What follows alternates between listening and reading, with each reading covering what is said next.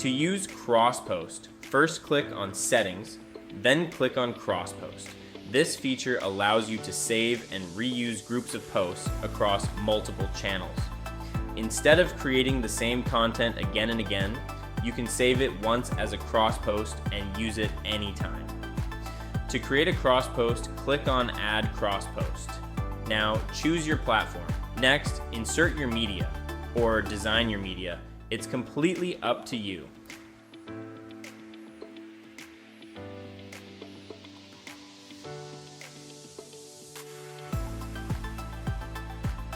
After that, add your captions and check the post preview to make sure everything looks perfect. Then, select the repeat post settings based on your preference. Now, give your set a name and click on Save Set.